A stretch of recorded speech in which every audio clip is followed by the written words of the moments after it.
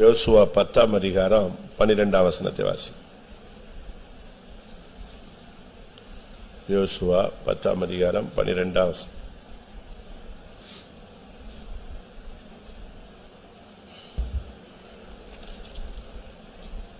கர்த்தர் எமோரியரை இஸ்ரவேல் புத்திரருக்கு முன்பாக ஒப்பு கொடுக்கிற அந்நாளிலே யோசுவா கர்த்தரை நோக்கி பேசி, பின்பு இஸ்ரவேலின் கண்களுக்கு முன்பாக சூரியனே நீ கிபியோன் மேலும் சந்திரனே நீ ஆயலோன் பள்ளத்தாக்கின் மேலும் தரித்து நில்லுங்கள் என்றான்.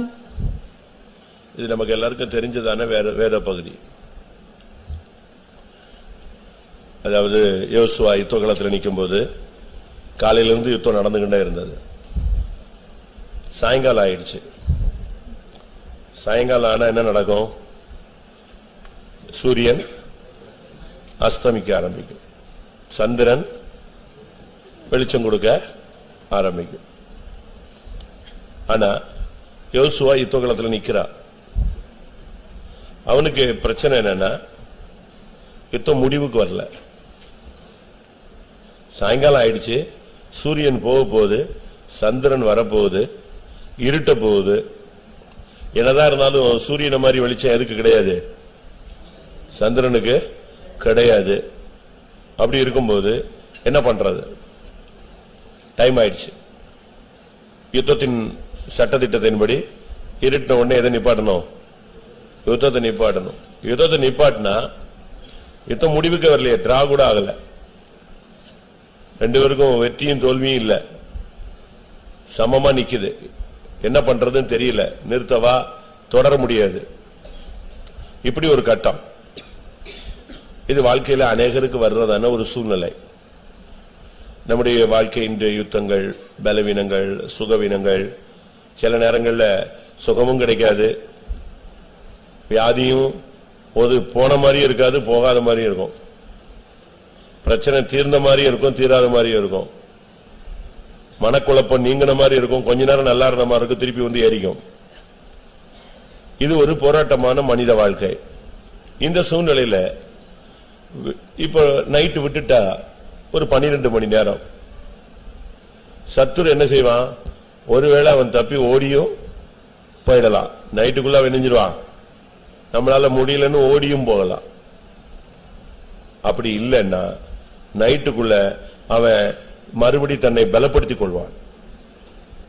அந்த 12 மணி நேரத்துக்குள்ள தன்னை பலப்படுத்தி அடுத்த ஒரு புதிய சக்தியோடு நம்மள என்ன செய்வான்?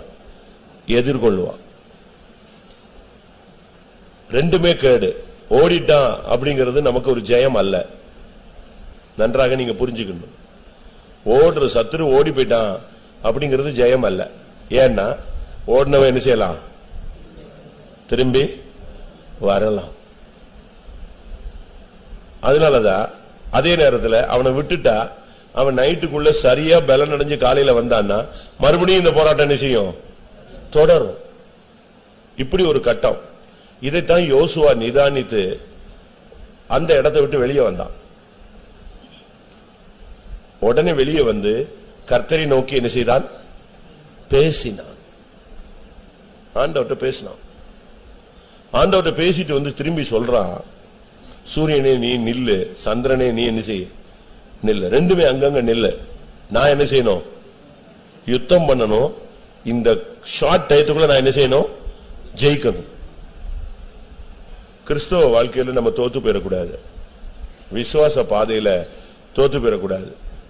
பிரதிஷ்டையின் பாதையில தோத்து போயிடக்கூடாது. பரிசுத்தத்தின் பாதையில தோத்து போயிடக்கூடாது. ஆவிக்குரிய வாழ்க்கையில நம்ம என்ன செய்யக்கூடாது? தோத்து போயிட கூடாது. நம்முடைய குழந்தைகளும் தோத்து போயிடக்கூடாது. நம்முடைய வாலிப பையங்க பெண்ணுங்க யாரும் தோத்துறக்கூடாது. குடும்பத்தில் இருக்கிறதான நல்ல முதிர்ந்த விசுவாசிகளை கூட என்ன செய்யக்கூடாது? தோற்று போகக்கூடாது.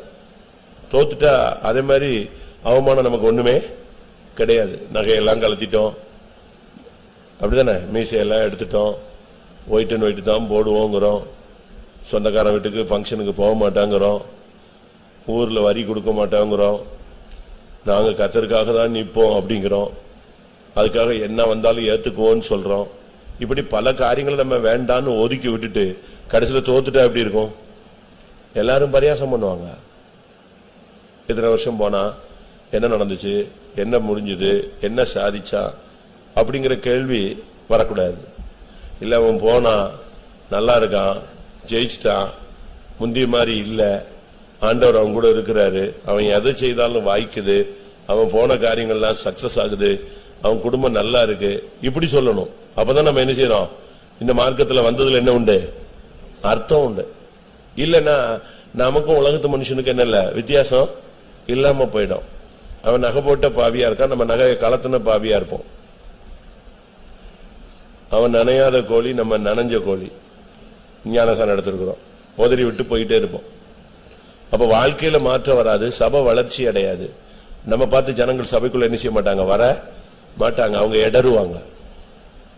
அதனாலதான் யோசுவா என்ன பண்ணா, ஆண்டவரே இது என்ன சுவாமி டைம் ஆயிடுச்சு, காலையில சூரியன் மறுபடி உதிக்கும், அதுல ஒண்ணும் தப்பு கிடையாது, இன்னும் 2 நாள் கழிச்சு நீ ஜெயிக்கலாம், இன்னொரு 1 வருஷம் கழிச்சு நீ ஜெயிக்கலாம், அது முக்கியம் அல்ல. 10ஆம் கிளாஸ் பரீட்சை எழுதிட்டு அந்த வருஷம் ஜெயிக்காம 10 வருஷம் கூட அட்டெம்ப்ட் எழுதி எழுதி எழுதி எழுதி என்ன செய்யலாம், பாஸ் ஆகலாம், அதான் முக்கியம். 10 வருஷம் வீண், அன்னைக்கு ஜெயிக்கணும். அதனாலதான் அவன் சொன்னான், ஆண்டவரே இன்னைக்கு நிப்பாட்டுங்கன்னு சொன்னான்.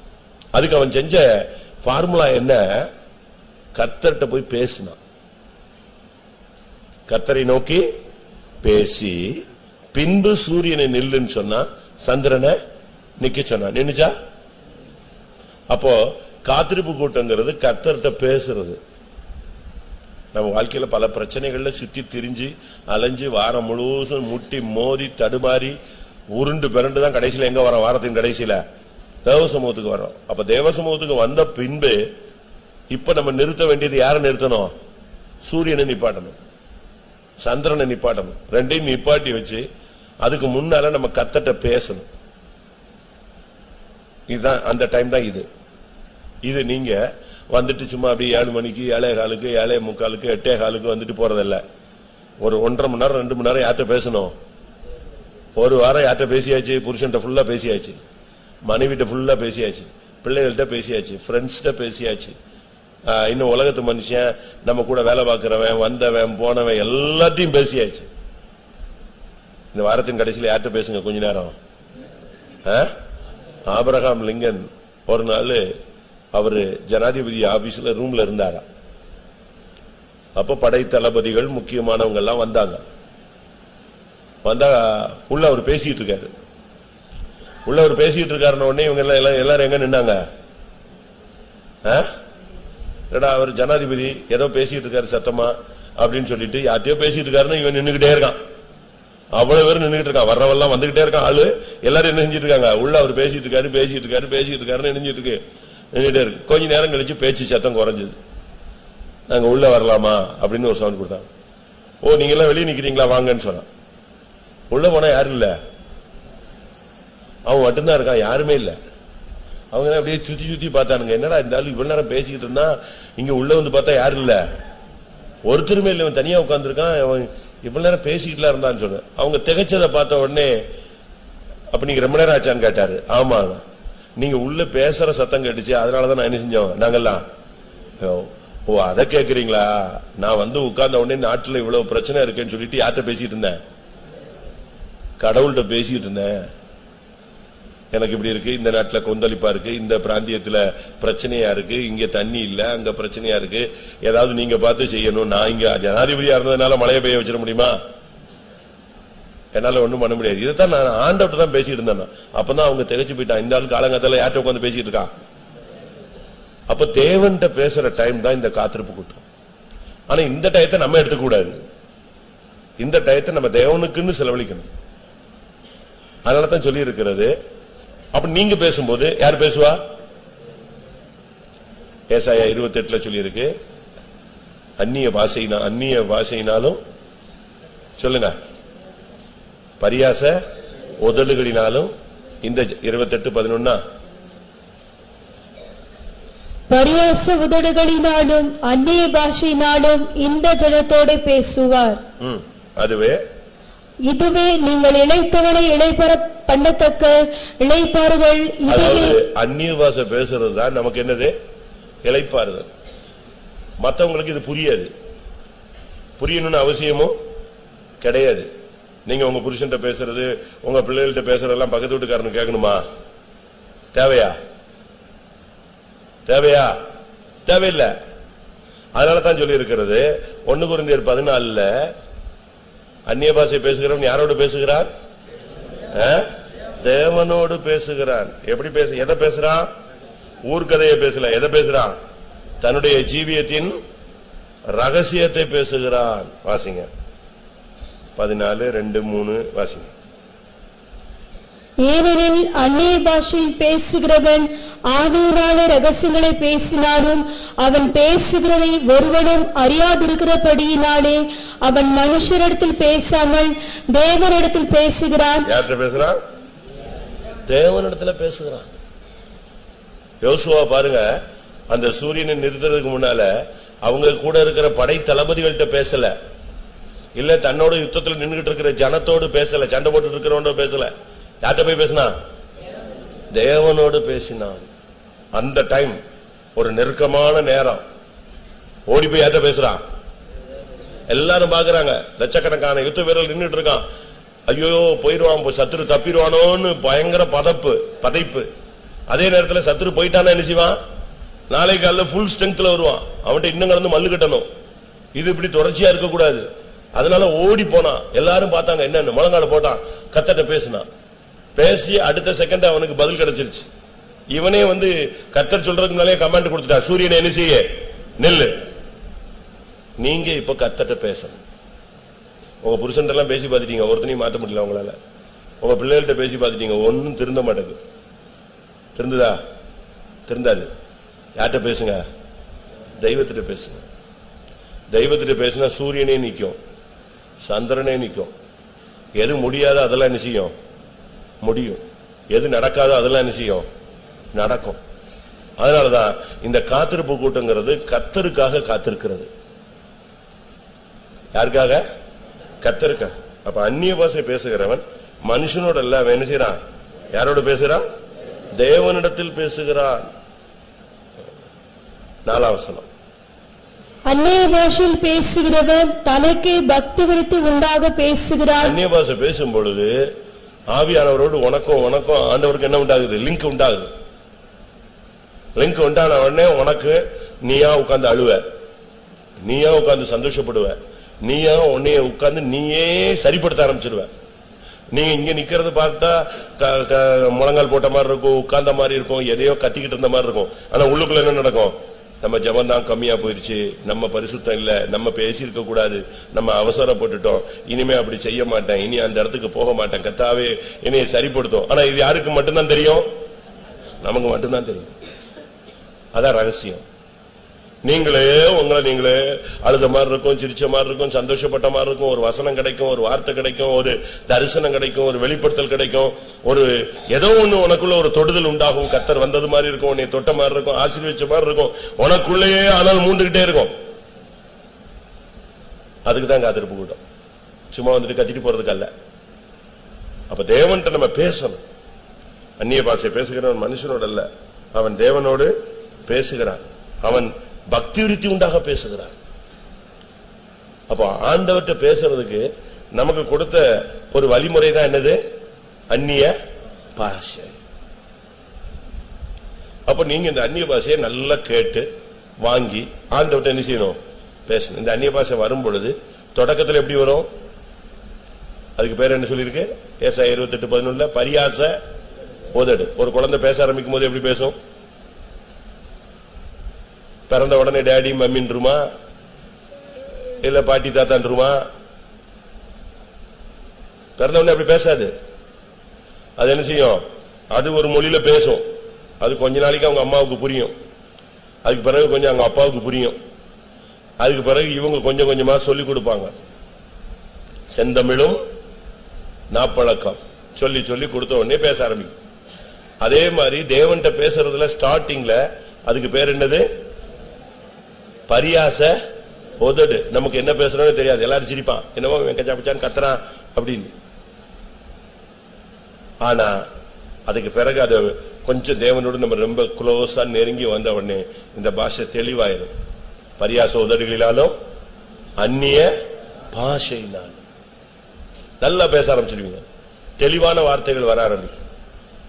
அதனால நமக்கு இப்ப தேவை, இந்த சூழ்நிலை நீங்க ஜெயிக்கணும் வாழ்க்கையில அப்படின்னா தேவன்கிட்ட என்ன செய்யணும்? மனுஷன் பேசுறத குறைச்சிருங்க. பகல்லையும் சரி எப்பவுமே மனுஷன் பேசுறது என்ன செய்யணும்? குறைச்சிடணும். மனுஷன் பேசுறத குறைச்சிடக்கூடாதுன்னு தான் பிசாசு எதை கொண்டு வந்து கொடுத்துருக்கான்? புதுசா செல்ல கையிலேயே கொடுத்துருக்கான். எங்க போனாலும் இது எங்க வந்துடும்? உன் கூடயே வரும். ஏன்? உன் டைம் என்னது? மனுஷன் பேசுறது கொண்டு போகுது. நீ தேவனிடத்துல பேசினாதான் சூரியன் நிற்கும். சூரியனை நிறுத்துவது என்பது நாம் சுகத்தை பெற்றுக்கிறோம். நீதியின் சூரியன் உதிக்கும், அதன் சட்டையின் கீழ் நீ கர்த்தர்ட்ட பேசினா உனக்காக ஆண்டவர் நின்று உனக்கு ஜெயத்தை கொடுப்பார். சந்திரன் கிருபையை காண்பிக்கிறது. நாளைக்கு சூரியன் உதிக்கும், 12 மணி நேரத்துல திருப்பி எங்க வந்துடும். ஆனா பைபிள் உலக நியதியின்படி நம்ம தான் சூரியன் அஸ்தமிக்குது உதிக்குதுன்னு சொல்றோம். அதுக்கு என்ன கிடையாது.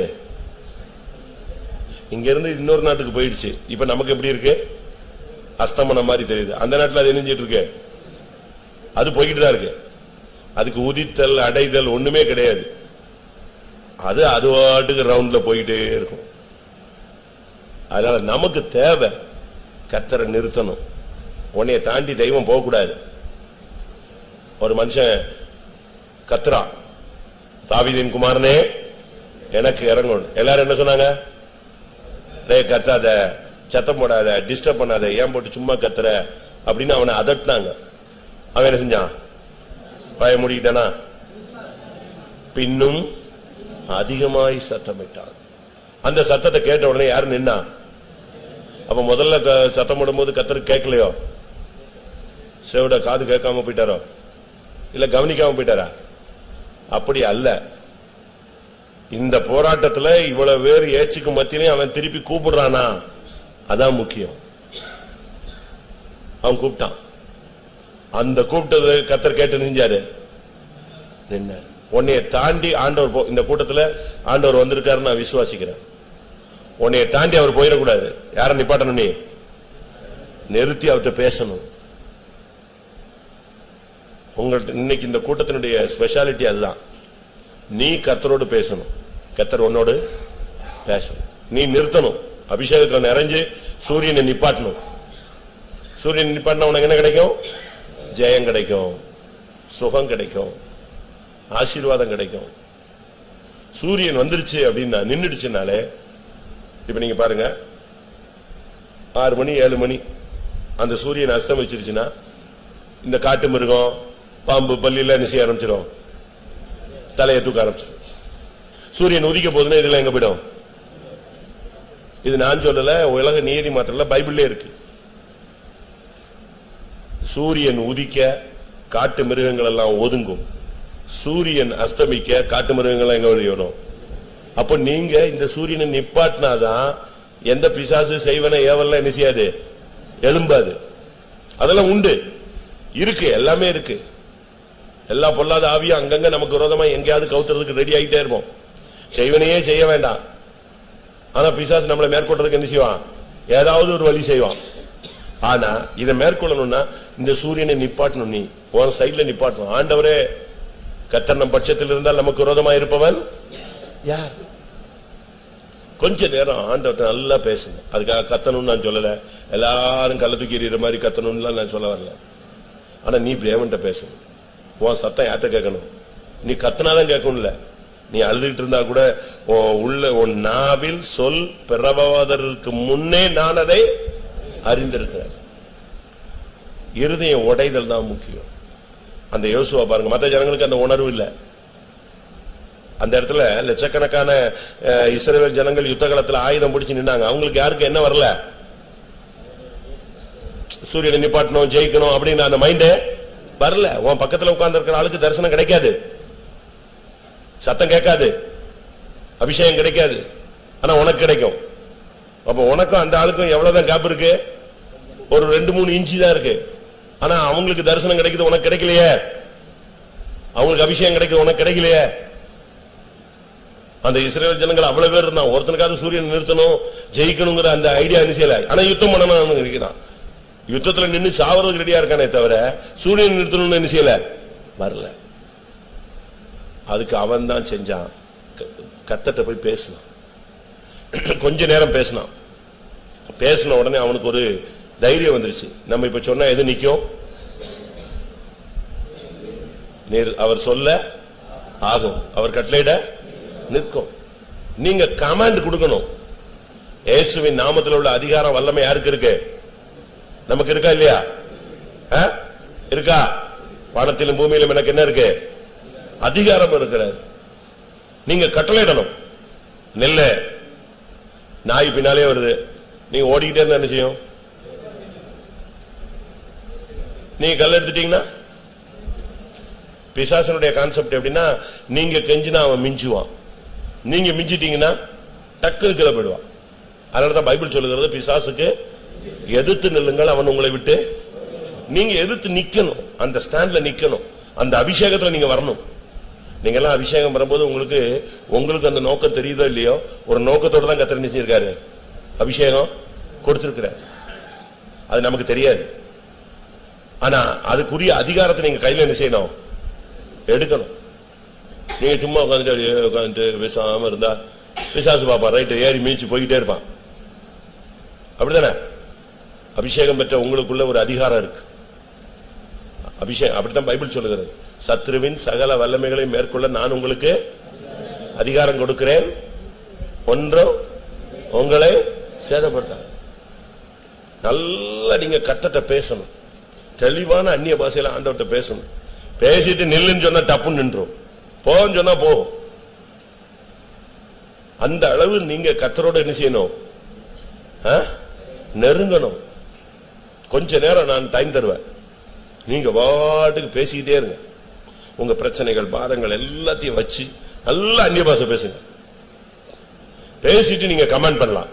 நெல்லே நிக்கும், போ அப்படின்னா போகும். போகுமா போகாதா?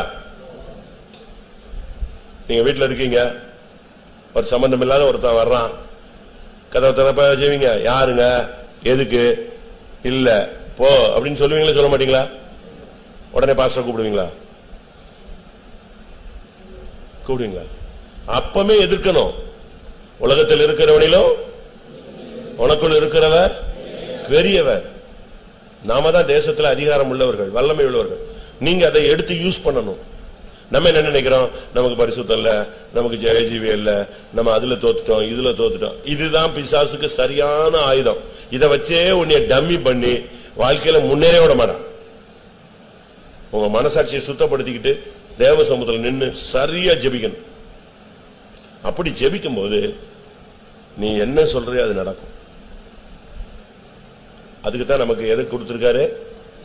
அந்நிய பாஷையில பேசுறதுக்கு கர்த்தர் கிருபை கொடுத்திருக்கிறார். நீங்க சரியா அந்நிய பாஷை பேச ஆரம்பிச்சிட்டீங்கன்னாலே பிசாசு நெஞ்சிருவான், ஓடிடுவான், கண்ணி தெரிச்சிடும். நீ என்ன சொல்றியோ அதை செய்யறதுக்கு ஆண்டவர் ரெடியா இருக்கிறார். சூரியனே நிப்பாட்டுறாரு. சூரியனையே எசேக்கியா வியாதிப்பட்டிருக்கிறான், கர்த்தர் சொல்றாரு நீ பிழைக்க மாட்டேன்னு. அவன் அழுகிறான். அவனுக்கு எத்தனை வருஷம் கூட்டி தர்றாரு? 15 வருஷம் கூட்டுறாரு. ஓகே, 15 வருஷம் கூட்டின பிறகு அவன் கேட்கிறான், அதுக்கு என்ன அடையாளம்னு கேட்டான். அப்ப அவரு சொன்னாரு, நீ 3ஆம் நாளில் எங்க வருவ? ஆலயத்துக்கு வருவாய். சரின்ட்டான். ஆனாலும் அவனுக்கு என்ன இல்லை சந்தேகம் போகல. அப்ப அவர் கேட்டாரு, சூரிய முன்னால போகணுமா பின்னால போகணுமா? நீங்க என்ன செய்வீங்க? நம்ம அதெல்லாம் கேட்கவே மாட்டோம். அவன் சொன்னான், பின்னால முன்னால போறது ஈஸி, பின்னால போக சொல்லுனா சொன்னானா? அவன் சொன்னான், முன்னால போறது என்னது ரொம்ப ஈஸி, போனா போயிடும், நிப்பாட்டு பின்னால போக சொல்லு 10 பாகைன்னு சொன்னான். ஆண்டவர் அவனுக்காக எத்தனை நிமிஷம் போக வச்சாரு? 10 பாகை, 40 மினிட்ஸ் ரிவர்ஸ் போச்சு. சூரியனை பத்தி ஒரு ஆராய்ச்சி பண்ணியிருக்கான். அந்த ஆராய்ச்சியில 2 ட்ரிப்பு சூரியன் நின்னது கண்டுபிடிச்சிருக்காங்க. 2 ட்ரிப்பு, அதுக்கு ஒரு பூமி ஒரு ரேகை இருக்கு இல்லையா, அதுல போய்கிட்டே இருக்கு. ஒரு ட்ரிப்பு பாத்தீங்கன்னா காலையில சீக்கிரம் 5 மணிக்கே விடிஞ்ச மாதிரி இருக்கும். கொஞ்ச நாள் பாத்தீங்கன்னா 6:30 வரைக்கும் என்ன வராது, சூரியன் வராது. சில நேரத்துல 7 மணி வரைக்கும் சூரியன் நிக்கிற மாதிரி தெரியும். சில நேரத்துல 5:30 இருட்டிடும். இதெல்லாமே அதனுடைய ஒரு பாதை. ஆனா இத ஆராய்ச்சி பண்ணி கரெக்டா பார்த்ததுல 2 ட்ரிப் அது நெஞ்சிருக்கு, பிரேக் ஆகி ஓடி இருக்கு. ஒன்னு என்னது, யோசுவாவின் காலம், ஒன்னு எசேக்கியாவின் காலம். அப்ப தேவனால கூடாது ஒண்ணுமே இல்ல. உனக்காகத்தான் தேவன் ஜீவிக்கிறார். அப்ப நாம கர்த்தர்ட்ட பேசணும். நான் சொல்ல வந்த கான்செப்ட் அதுதான். தேவன்கிட்ட பேசணும். அந்த டயத்தை நீ வேற எதுக்கு என்ன செய்யக்கூடாது, வந்து உட்கார்றது, காபி குடிக்க போறது, பாத்ரூமுக்கு போறது, எந்திரிச்சு போறது, நிக்கிறது, அப்படி அவங்க எல்லாம் என்ன பண்றாங்க, சோத்திரம் சோத்திரம் ஒண்ணும் இல்ல. டைம் கிடைக்கும் போது யார்கிட்ட பேசிக்கிட்டே இருக்கணும், தெய்வத்திட்ட பேசணும். நேரம் கிடைச்சுதா, வீட்டுல உனக்கு டைம் கிடைக்குதா, 10 நிமிஷம் கண்ணை மூடி டப்புன்னு கதவை பூட்டிட்டு என்ன செய்யணும், ஆண்டவர்ட்ட ஒரு 10 மினிட்ஸ் பேசணும். அப்படி பழகிட்டீங்கன்னா உங்களுக்கு என்ன வராது. இப்ப செல்ல ஒரு சிலர் பேச பழகிடுறாங்க. என்ன ஏசுங்க, அடிங்க, அந்த செல்ல பேசாம அது என்ன செய்யாது, அந்த ஆவி அவனை விட்டு போவாது. அது நைட்டோ பகல உடனே நோண்டிடுவான். அப்ப நீங்க தேவன்கிட்ட பேசி பழகிட்டீங்கன்னா உங்களுக்கு 5 நிமிஷம் கிடைச்சா எங்க தான் போவீங்க, உடனே ஆண்டவர்ட்ட பேசத்தான் பார்ப்பீங்க. சோத்திரம் சோத்திரம் சோத்திரன்றீங்க. அதனால இன்னைக்கு தேவை, யுத்த காலத்துல உனக்காக சூரியன் இயேசு நிக்கணும். ஆண்டோடைய கிருபை உன்னை விட்டு தாண்டி போயிடக்கூடாது. ஆண்டோடைய வல்லமை உன்னை விட்டு தாண்டி என்ன செய்யக்கூடாது, போவிடக்கூடாது. நீ ஜெயிக்கிற வரைக்கும் அது நிக்கணும். கூட எல்லாரும் கண்களை மூடுவோம். கொஞ்ச நேரம் டைம் தர்றேன். பிரம்மபுரம் என்ன பண்ணுதுன்னு பார்க்கலாம். எனக்கு இது ஃபர்ஸ்ட். நீங்க உங்களுக்குள்ள தேவ ஆவியானவருடைய ஆளுகை எப்படி இருக்கு, உங்களுக்குள்ள இருக்கிற ஆளுகை வச்சுதான் கர்த்தர் இந்த பகுதியில என்ன செய்ய முடியும், கிரியை செய்ய முடியும். உங்களை தான் இந்த இடத்துல ஆவிக்குரியதுக்கு அஸ்திவாரமா வச்சிருக்காரு. அஸ்திவாரம் சரியா இருந்தா மாளிகை எப்படி இருக்கும், அழகா இருக்கும். அப்ப நீங்க அஸ்திவாரமா கர்த்தர் வச்சிருக்கும் போது நீங்க அந்த நேரத்தை வீணாக்கிட்டீங்கன்னா அஸ்திவாரம் பழுதாயிடும். ஆமென். எல்லாரும் கண்களை மூடுவோம். முடிஞ்சா கண்ணை மூடுங்க, முடிஞ்சா முழங்கால் போடுங்க, முடிஞ்சா கை வைத்துங்க, முடிஞ்சா நல்லா ஜெபிங்க, முடிஞ்சா அந்நிய பாஷை பேசுங்க, ஆவிக்குள்ளாக மாறுங்கள். ஆமென். இன்றைக்கு கர்த்தர் உனக்காக நீதியின் சூரியன் நிற்க வேண்டும். உனக்காக கிருபையின் தேவன் நிற்க வேண்டும்.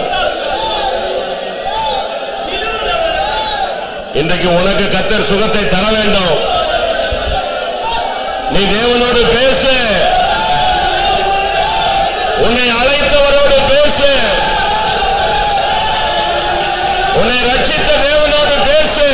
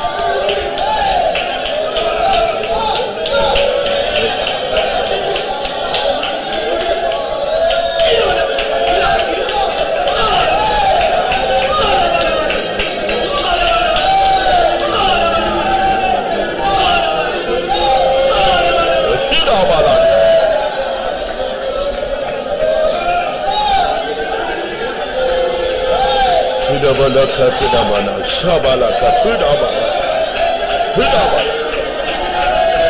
hudaba hudaba hudaba hudaba hudaba yodaba hudaba hudaba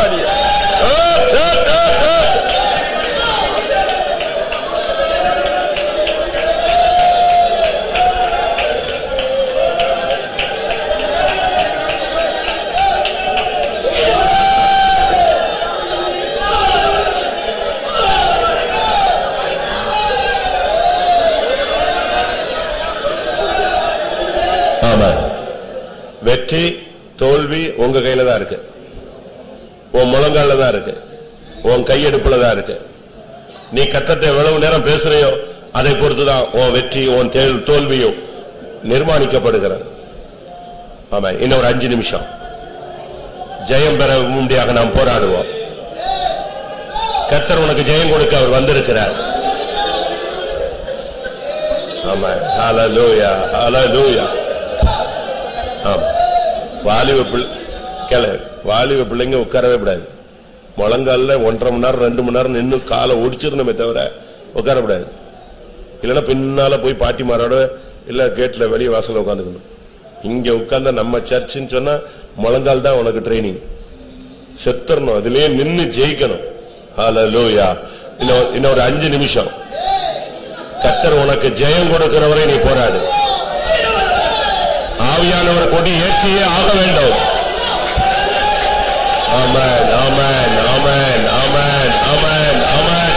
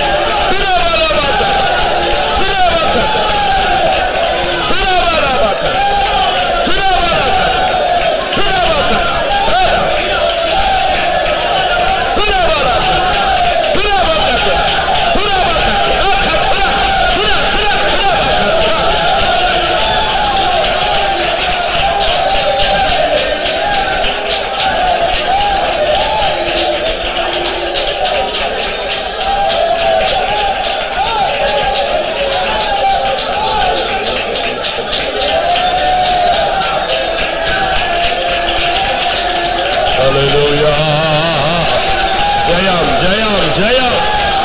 ஆவியானவர் கொடி ஏற்றோம்.